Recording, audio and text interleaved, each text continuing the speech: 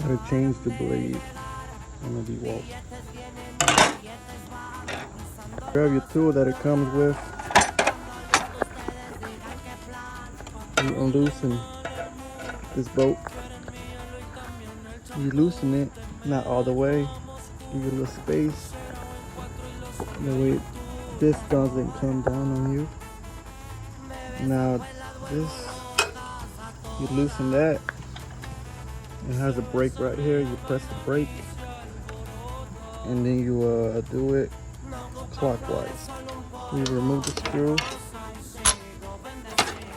We put the blade on. Now we tighten it. Tells you tighten it the other way. We put this piece back together. Now we tighten.